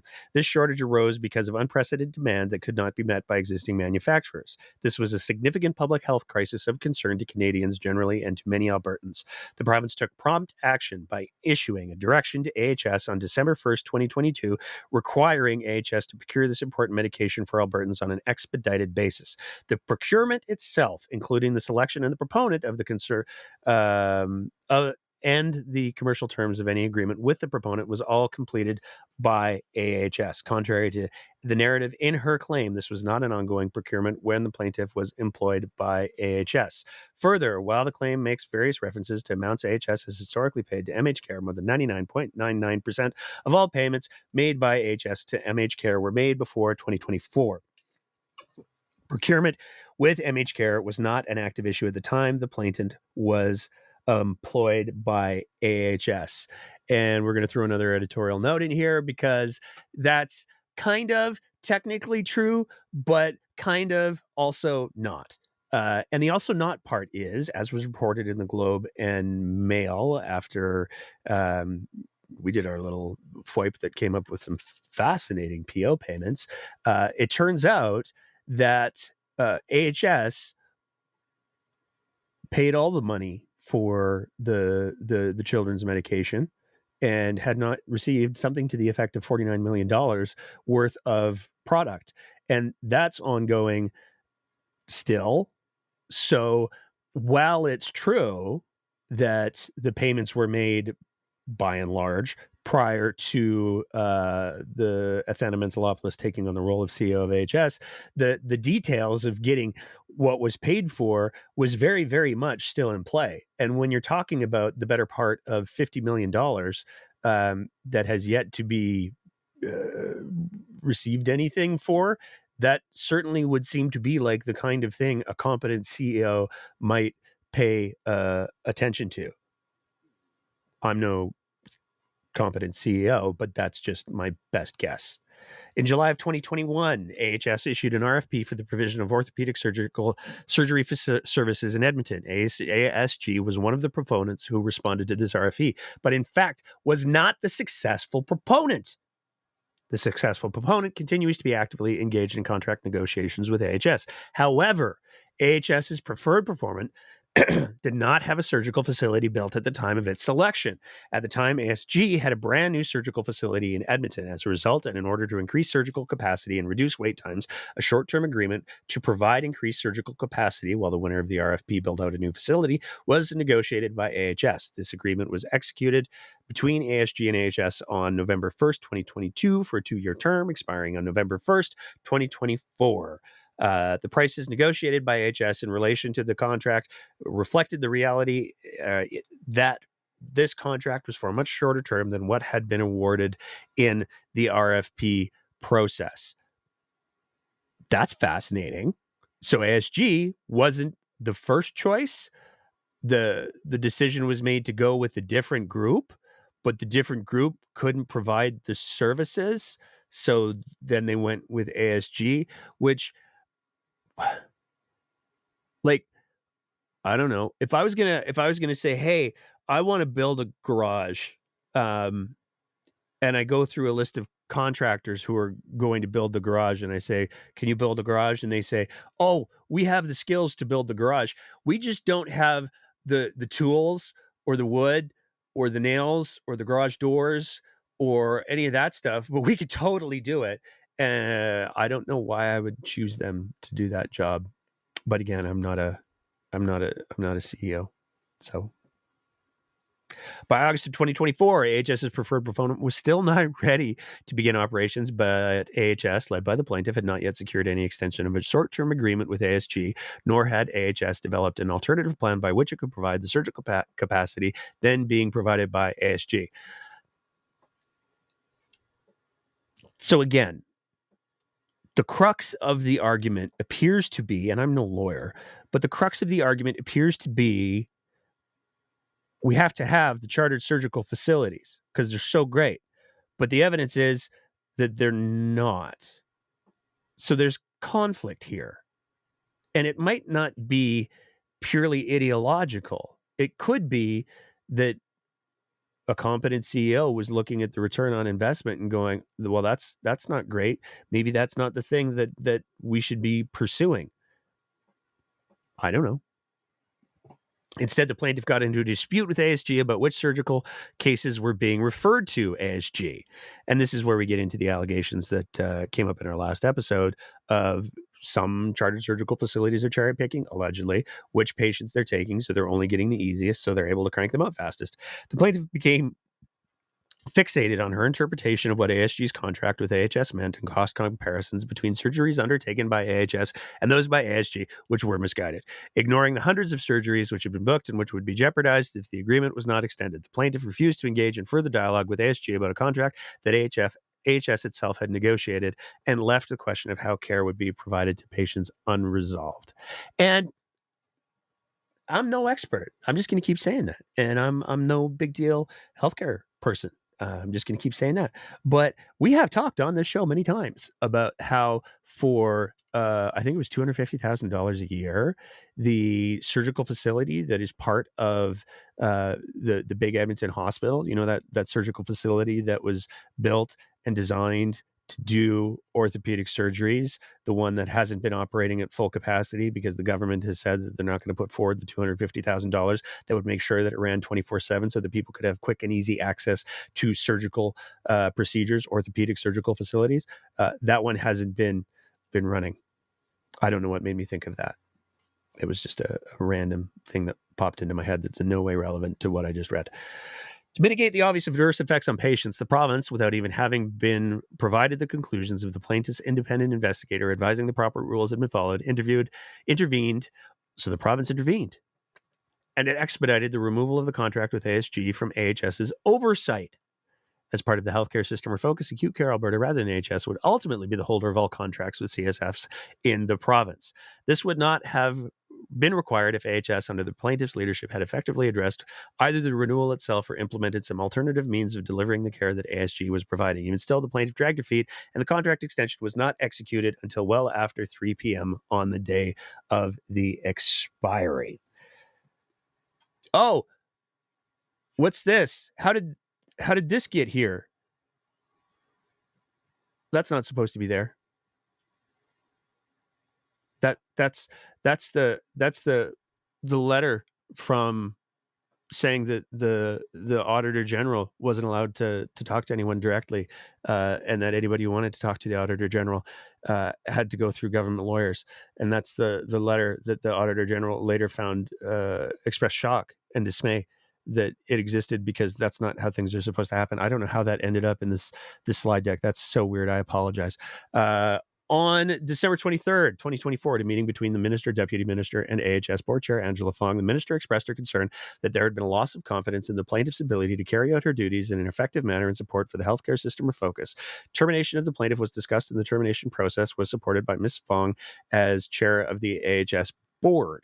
For compassionate reasons, the termination of the plaintiff was deferred until after the Christmas holidays to January 8th, and at Ms. Fong's suggestion to provide sufficient time for AHS's legal counsel to prepare a termination letter and related paperwork. The plaintiff had not told anyone at the province that she had a January 10th, 2025 meeting with the Auditor General at the time the decision was made on December 23rd, 2024 to terminate her position as President and CEO of AHS. So it appears a reasonable person could interpret that the health minister had a direct hand in the conversation to terminate the CEO. It's all so confusing. But okay, The plaintiff then goes on to express concern about the pressure from Mr. Smith in June, and that's Marshall Smith, in June of 2020, allegedly in June of 2024, in relation to the services being provided by ASG. As set out above, at the time, AHS had no plan to be able to replace the surgical capacity that was being provided by ASG.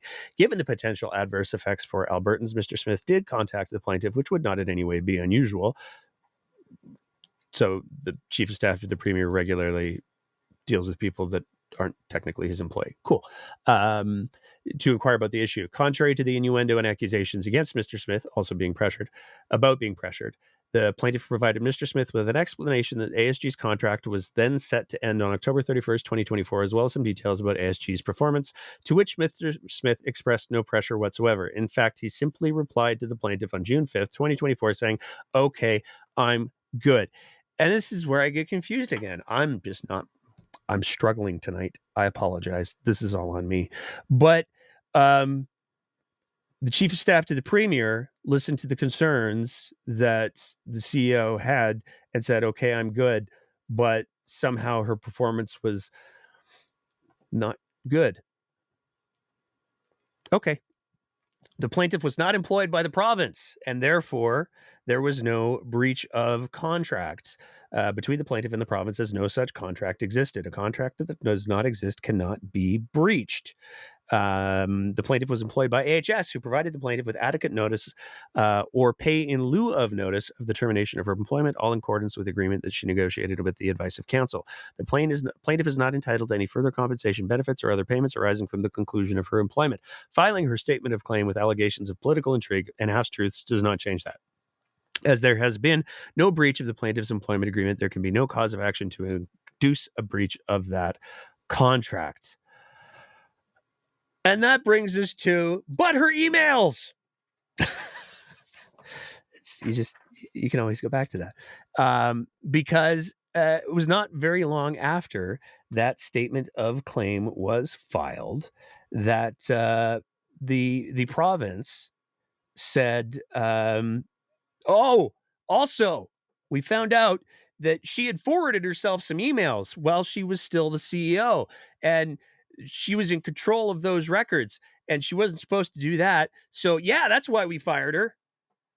And that is some next level retconning, because nowhere did they claim up until the discovery of the well, not the discovery, but the statements of claim were all filed, that they knew that she had done this thing, so they couldn't have used that as a decision to fire her. And at best, they're saying that retroactively, if they had known, they would have used it as a decision to fire her. But it's all very, very confusing. And we're going to talk next week about the injunction that that the province tried to get and was successful in some part of getting, in regards to ensuring that the emails were not shared outside of the legal proceedings. And to be clear, Athena Metsalopoulos was her lawyer was very clear that those emails had not been shared. They had not been disseminated.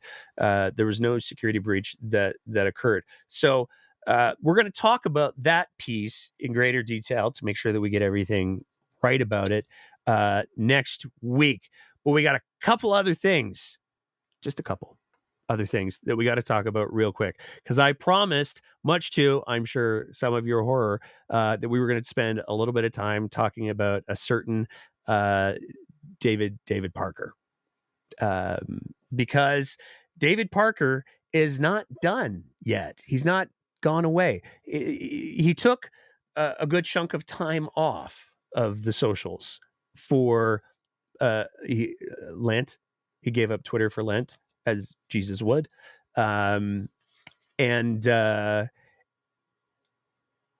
he's used that time wisely. He's used that time to organize in pretty impressive ways in regards to taking over school boards across the province. And he's been very, very clear. That's been his goal for a good long time, to make sure that Take Back Alberta, if not in name, but in essence, has a direct hand in ensuring who's going to be involved with school boards in the upcoming round of municipal elections across the province. And he's also done some speaking gigs apparently. He did one just recently where he shared his views on Canada. There is no way that Canada can be saved. We have brought in so many immigrants, and we have diluted our values to such a high degree that we don't even know what the nation of Canada is anymore. Go to Brampton, go to Surrey, go to Edmonton and Calgary right now. You will not recognize the place that you are in. We're not bringing in the world's best and brightest, folks. We did. Under Stephen Harper, I worked in his government. We had very high standards for bringing people in, and we were bringing in great immigrants who are contributing to our economy. We are now bringing in people who cost the Canadian taxpayer an average of $3,500 a month, which is more than our elderly get from OAS and CPP combined on average. We are right now a hotel for the world's welfare cases. Our productivity has not gone up in the last decade. That means we've brought in 4 million people and see no increase in productivity. But it gets worse. We haven't seen any GDP growth. I think it's over the last 10 years, 0.97. When you account for things like inflation and immigration, we have seen a decrease in our quality of life over the last decade, and it's only going to get worse. So do I think Canada can be saved? Absolutely not. Not only do I not think that it can be saved, I think that if we try to save it, it will be just like, those horrible, tragic stories where someone swims out to help their drowning friend and they both die together. It's time to leave. And if we don't get out now, then I suggest getting out, because you're not going to want to live in the place that this is going to become. Now, it wouldn't be David Parker if a lot of that wasn't true. And rest assured, a lot of that isn't true. You can go to the Google machine and you can ask, is Canada's GDP growing? And the Google machine will tell you that Canada's real GDP grew 2.1% in Q2 2024. That was after rising 1.8% in Q1 2024. So and this is the problem. There's no question that economically things aren't as good as we would like them to be. There's no question that the world has become a destabilized place, largely in the wake of the COVID-19 pandemic and the Donald Trump pandemic. There's no question that things aren't as good as we would all like them to be. There's no question that housing prices have placed home ownership out of the reach for far too many people. There's no question that cost of food, cost of living continues to go up. But the reasons for all of those things are far more complex and far more nuanced than it's the darn immigrants. It's simply not true. And it's a lazy way to try to approach a economic problem that is not isolated only to Canada.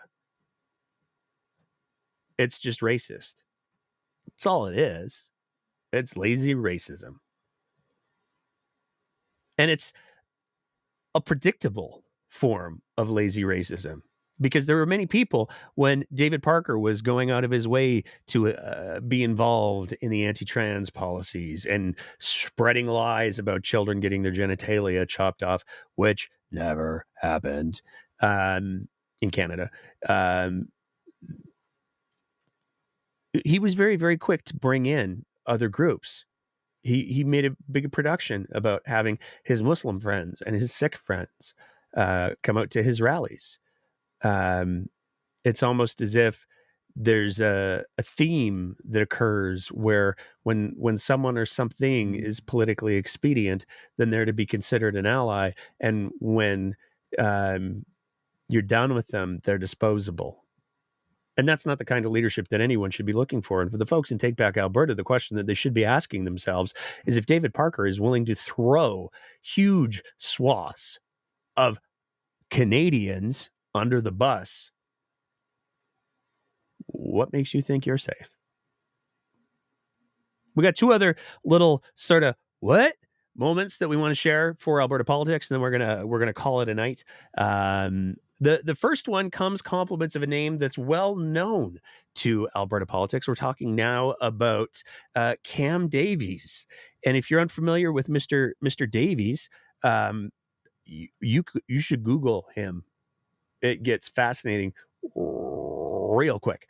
But Mr. Davies made an announcement on the Twitter machine that made some waves. And this is again one of those areas where it's worth thinking about what Danielle Smith is doing to her base, because Cam Davies released a letter where he declared that he was not going to, he was giving up his UCP membership. From the letter, I was a proud member of the Wild Rose Party before Danielle Smith crossed the floor. I chose to stay behind, rebuild, and help lead the party to 21 seats in the 2015 election, securing official opposition status. I supported the merger that formed the UCP because I believed Albertans needed a united, principled, and accountable conservative movement. What we got instead is a party that preaches conservative values but governs like the very establishment it once vowed to replace. The UCP has become bloated, dishonest, and corrupted by entitlement. It is addicted to power and allergic to transparency. We are not witnessing leadership. We are witnessing damage control. Backroom deals, gag orders, and purges of internal dissent have replaced open dialogue and democratic decision-making. MLAs are muzzled, caucus is sidelined, staff are silenced, and the grassroots member who built this movement have been abandoned. Some very strong words from Mr. Davies. And again, it's worth remembering that when we're talking about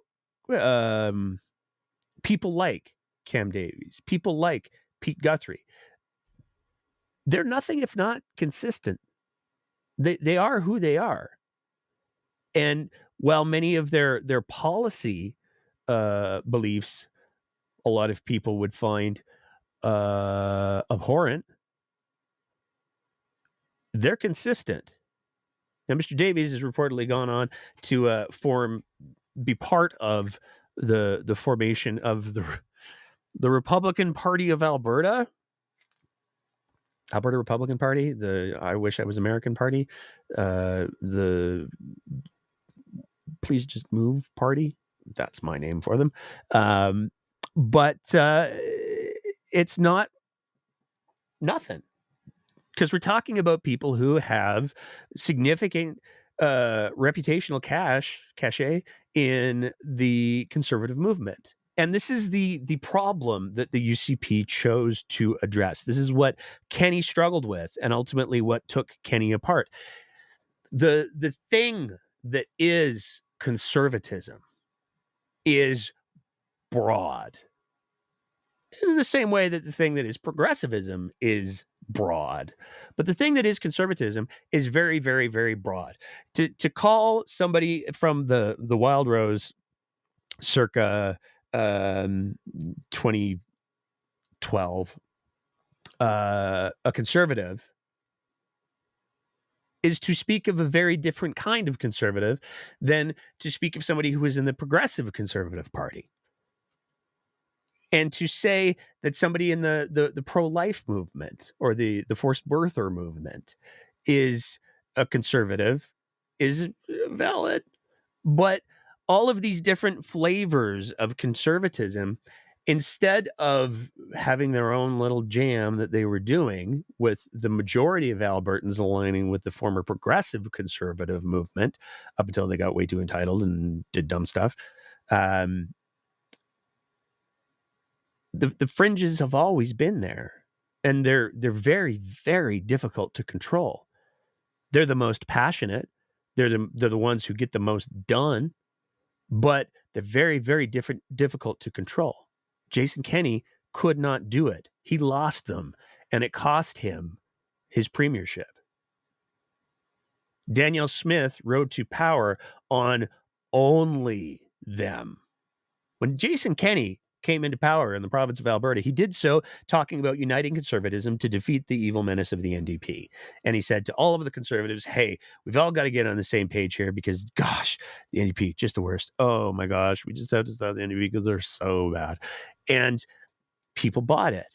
And so they lined up And they said, you know what, I wouldn't hang out with you at a party, and we're not going to go for drinks anytime soon, but sure, let's do this thing so that we can stop the very evil NDP.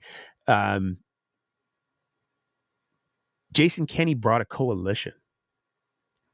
Danielle Smith brought the fringes. And at that point in time, the old school moderate conservatives had been so alienated by the behavior that they had seen from the UCP that they just didn't really show up all that much. But all of the fringes absolutely did. And it's the fringes that are starting to turn on Danielle Smith.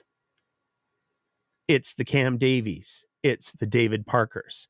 And even the more less fringy, the Pete Guthries. They're all starting to say, wait a second, I think you might have lied to me. I think maybe you pretended to be something that you're not. I think maybe you used me in order to get fancy vacations so you could hang out with your favorite American podcasters and media influences. I think maybe you played me a little bit, Danny. And if that sentiment starts to spread, Danielle Smith is going to be in a whole world of hurt. And there seem to already be a few folks that are starting to soften the ground a little bit. And this is where we're going to end with something funny. Because Brian. Oh, Brian Jean. Brian Jean tweeted this out for reasons that defy understanding. And it's we're gonna go to the full screen version of that. It's very confusing for a long list of reasons. See, what he's done is he's made a couple of slogans. He's got a couple of slogans here that say, let's make Alberta the happiest, the healthiest, the most free, and most prosperous. And then it's not UCP, it's brianjean.ca. And there's no beard, which, Brian's running around with his beard these days. He's got the big Stinky Pete beard. And I'm almost a little bit disappointed that the beard didn't make its way into the word picture. I don't know what to call it other than perhaps 6th grade art. But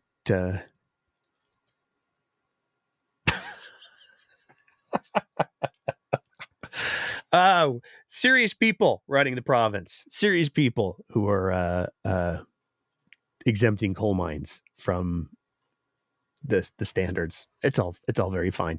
We're coming up to the 2-hour mark, so we're going to put a pin in it for tonight. We're actually, one of the things that we're toying with here at the breakdown is, I know that there's a lot of people who want to do the open mic things, but the problem is that the dumpster fires are burning so hot and so furious right now that for us to be able to hit on the things that we want to hit on and talk about the things that we want to hit on, we keep having these ridiculous 2-hour episodes.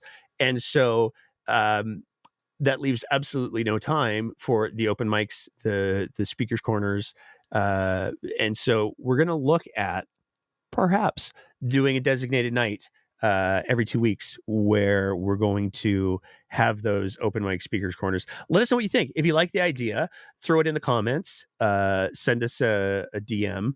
And this is where I'm going to get to all of the plugs of the things and the stuff, because we do have some bills that we have to pay. We did file a couple more FOIPs this week, and I'm gonna say the stuff that I know I'm plugging the coal mine stuff, but it's so breathtakingly stupid. I'll share this little anecdote before I do all the plugs for all the things, and then because I do want to get people a little bit excited for what we're going to be talking about. I was standing on the side of the highway, having discovered and been instructed by our tour guides as to some of the things that were going on. And we all stumbled across this one little new nugget of information. And I just laughed because it was so egregious. And as much as Danny and the UCP love to invoke the spirit of Ralph Klein,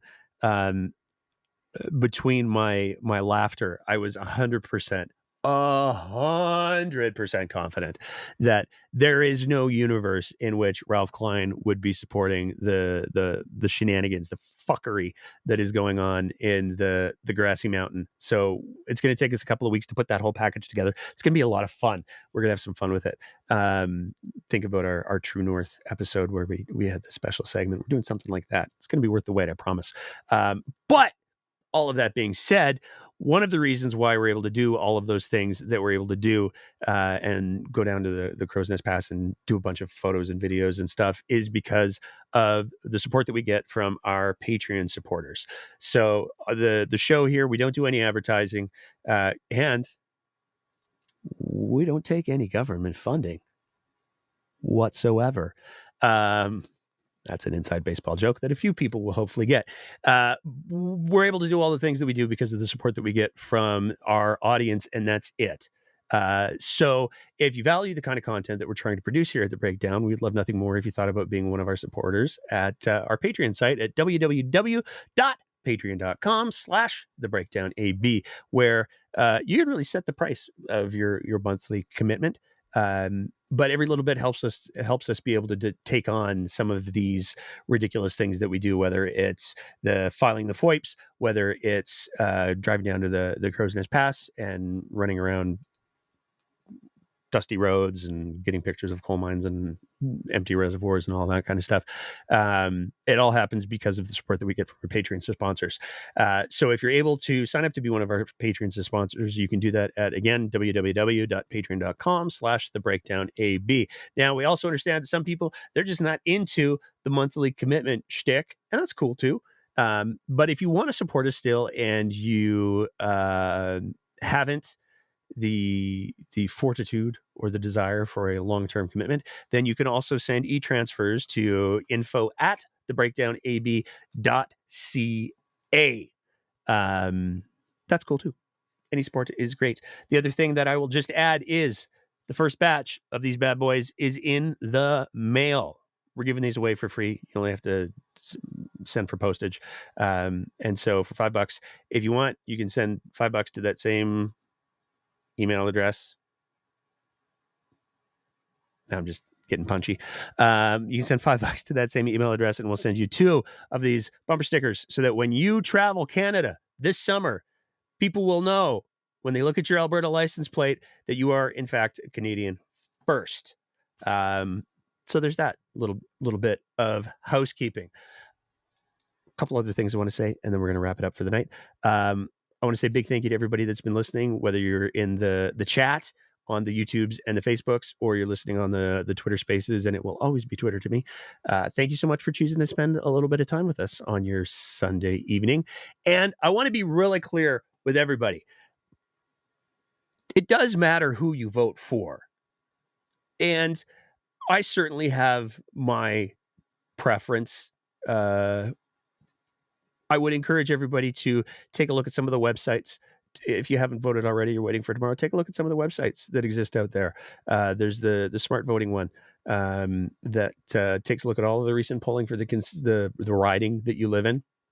And it tells you who you should vote for if you want to see your preferred party who has the best chance of winning, who you can vote for. But do vote. If you're able to, please do vote. It is an incredible privilege that we have in the country that we live in, that we are able to overthrow our government in a peaceful coup every few years. That is a luxury that many countries simply do not have access to. There are many countries that do not have the ability for people to go out and make their voices heard. And yes, I get the choices are not always the best. And yes, there's no party that perfectly represents or really comes super close to representing what I would like to see for Canada. There's many things that I would fix if I had my druthers, but the alternatives in many cases are catastrophically worse. So no matter what you do tomorrow, find the time to, if you haven't already, get down to a polling station and make sure that you vote, because it's so critically important, and it is such a privilege. And if it's one that if you do not exercise, history has taught us you have pretty good odds of losing. So go do your civic duty. It is quite literally the bare minimum that any participant in a democracy can do. So there's that. It promises to be a bonkers week, because we've got the election tomorrow. We'll get the results. People will lose their minds one way or the other. Apparently, Alberta, there's going to be some sort of separatism rally that happens shortly after the election if the Liberals win, which is dumb. It's just stupid and it's embarrassing. But that being said, it's going to be bonkers in the province of Alberta, and Danny's going to be off of her self-imposed exile to the Japan, and I think she went to Korea too. Also paid for by taxpayers. Not sure who went with her. Gonna have to file a FOIP on that. But there's all of that stuff. So thank you everybody for tuning in. If you're listening to the audio version of the podcast, please throw a review in there, because those do help get the podcast in front of more ears. If you're watching it, smash that like and subscribe button. You can put the little bell on, and then when we do all the little shorts, then you get notified that we put up a short, and it's a much more concise version than what you're listening to right now. All of that being said, I got one last clip I got to play for you, because we need a little levity. How's your BS detector evolved over time? I tend to be pretty trusting. I will never, ever get tired of that clip. She's going to lose her leadership at some point. Danielle Smith will no longer be the premier of Alberta at some point. And I'm still going to be here 2 years after that date going like, but look at the second nod, because it's so good. Thank you so much, everybody. Vote tomorrow. Tell Donald Trump, pound sand. Burnt the White House down once. We'll do it again if we have to. We're very, very nice, but you don't want to see us angry. And in the meantime, and in between time, before we get our open mics sorted out, and before we get our next episode next week, take care of yourselves, take care of each other, and now more than ever, keep the conversation going.